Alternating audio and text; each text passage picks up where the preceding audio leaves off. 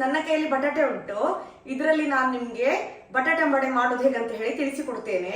ಬಟಾಟೆ ಅಂಬಡೆ ಮಾಡಲಿಕ್ಕೆ 2 ದೊಡ್ಡ ಬಟಾಟೆಯನ್ನು ಬೇಯಿಸಿ ಸಿಪ್ಪೆಯನ್ನು ತೆಗೆದಿದ್ದೇನೆ. ಸಣ್ಣ ಸಣ್ಣ ಚೂರು ಮಾಡಿದ್ದೇನೆ. 2 ಕಾಯಿ ಮೆಣಸಿನ ಕೊಚ್ಚಲು, ಸ್ವಲ್ಪ ಕೊತ್ತಂಬರಿ ಸೊಪ್ಪು, ಸ್ವಲ್ಪ ತೆಂಗಿನಕಾಯಿ ತುರಿ, ರುಚಿಗೆ ತಕ್ಕಷ್ಟು ಉಪ್ಪು, ಅರ್ಧ ಲಿಂಬೆಹಣ್ಣಿನ ರಸ ಹಾಕ್ಲಿಕ್ಕುಂಟು.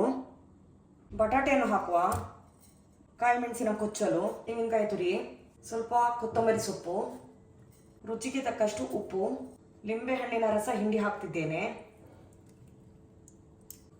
ಚೆನ್ನಾಗಿ ಮಿಕ್ಸ್ ಮಾಡುವ. ಚೆನ್ನಾಗಿ ಮಿಕ್ಸ್ ಆಯಿತು. ಈಗ ಸಾಸಿವೆ ಮತ್ತು ಕರಿಬೇವಿದು ಒಗ್ಗರಣೆ ಕೊಡ್ಲಿಕ್ಕುಂಟು. ಒಗ್ಗರಣೆಗೆ 2 ಚಮಚ ತೆಂಗಿನೆಣ್ಣೆ ತೆಗೆದುಕೊಂಡಿದ್ದೇನೆ.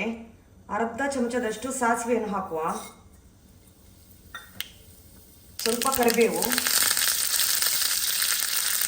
ಒಗ್ಗರಣೆ ಕೊಡುವ, ಮಿಕ್ಸ್ ಮಾಡುವ. ಈಗ ಲಿಂಬೆಹಣ್ಣಿನಷ್ಟು ಗಾತ್ರದ ಉಂಡೆ ಮಾಡುವ. ಈ ಥರ ಬಟಾಟೆ ಅಂಬಡೆಯ ಹೊರಗಿನ ಕೋಟಿಂಗ್ಗೆ ಅರ್ಧ ಕಪ್ಪಿನಷ್ಟು ಕಡಲೆ ಹಿಟ್ಟನ್ನು ಜರಡಿ ತೆಗೆದುಕೊಂಡಿದ್ದೇನೆ. ಸ್ವಲ್ಪ ಮೆಣಸಿನ ಹುಡಿ, ಸ್ವಲ್ಪ ಹಿಂಗಿನ ಹುಡಿ, ರುಚಿಗೆ ತಕ್ಕಷ್ಟು ಉಪ್ಪು, ಸ್ವಲ್ಪ ನೀರನ್ನು ಹಾಕುವ. ಚೆನ್ನಾಗಿ ಮಿಕ್ಸ್ ಮಾಡುವ. ಒಮ್ಮೆ ನೋಡಿ, ಈ ಥರ ಆಗಬೇಕು. 2 ಬಟಾಟೆಯಲ್ಲಿ 6 ಉಂಡೆ ಆಗಿದೆ.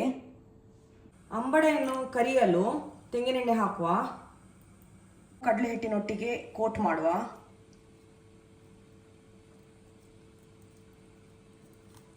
ಎಣ್ಣೆ ಬಿಸಿ ಆಯಿತು.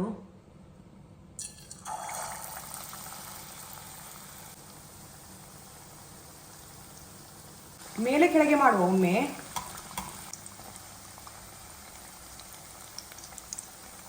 ಆಗ್ತಾ ಬಂತು, ಇನ್ನು ತೆಗಿತೇನೆ.